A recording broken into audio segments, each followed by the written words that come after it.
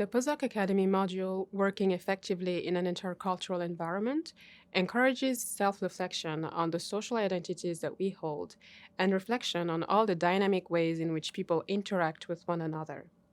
It also encourages participants to explore the literature on microaggressions and implicit bias, and using case studies, reflect on the way they manage social interactions as postdocs.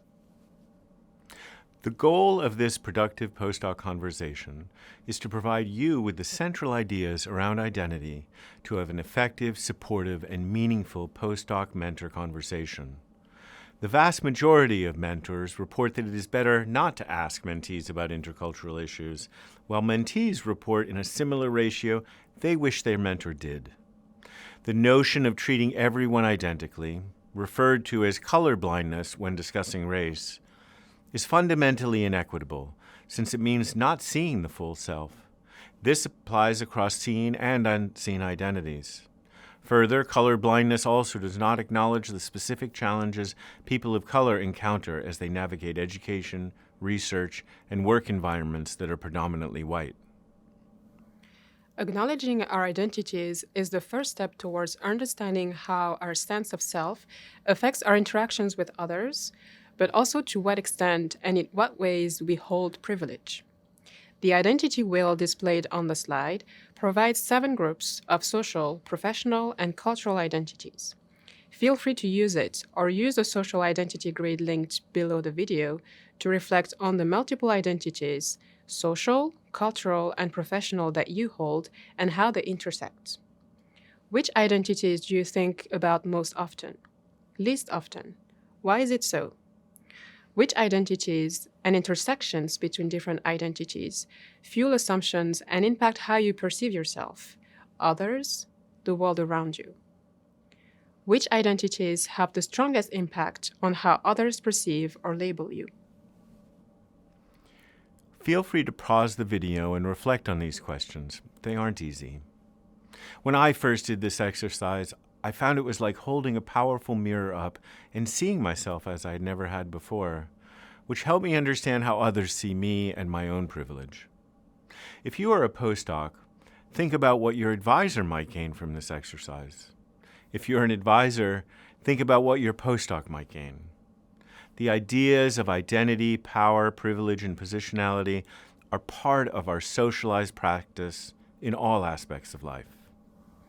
Different behaviors, encounters, situations, and contexts can make some identities we hold more salient and present for us and those around us. On this slide are displayed the titles of 5 articles that provide examples of ways in which the academic culture can be unwelcoming and non-inclusive of researchers based on one or more aspects of their identity, like gender, having a disability, belonging to the LGBTQ+ community, or being from a specific ethnic, racial, or socioeconomic background. All the authors and people interviewed in these articles share how they have to suppress parts of their identities and expression to fit in, to acquiesce and assimilate, and share some of the specific challenges that affect their training, their work and research experience, but also their sense of competence and their overall well-being. These challenges include accessibility constraints, lack of role models that look like them, mismatch with the cultural norms of academia, inequitable work demands or conditions, unwelcoming or non-inclusive work culture, microaggressions, and overt discrimination. In the face of all these challenges, one first step can be taken, asking them about their sense of belonging and listening to them to see what could help support them. Ignoring diversity and avoiding talking about any sort of ism does not make a research environment more welcoming. On the contrary. Belonging lies at the intersection between diversity, the presence and recognition of difference, equity, acknowledging and acting to address advantages and disadvantages based on difference and socially constructed oppression, and inclusion, valuing, embracing, and succeeding through difference and with difference. Examining one's hiring and mentoring practice through a DEI lens is not an easy task, but it is key to ensuring that all researchers can work in an environment in which they can thrive. Everyone deserves it. Here are some key strategies to keep in mind both for mentees and mentors. Support mentees in building a network of mentors. Mentors do not have to do everything by themselves, and different mentors will support the mentee in different areas and ways. Support your mentee in seeking out mentors that share some of their identities. Start simple. Have a conversation about how you cook your favorite food, a meaningful object that represents your cultural history, or as an advisor, start with a personal narrative as a means of opening a door to connect and building trust. Don't avoid difficult conversations. Mentees whose mentors dare have a conversation on DEI and on ways to improve their sense of belonging are more satisfied with their work experience and the mentoring they receive.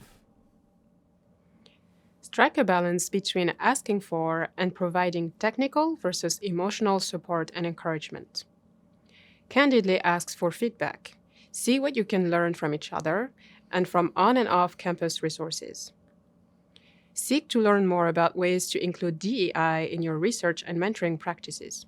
Share articles. We have added suggestions for you in the additional resources of this module. The rest of this set of activities contains a video interview of postdocs who share how they navigate mentoring conversations where they have to make an ask. You will also have access to a discussion framework, which you can use to prepare for the conversation with your mentor.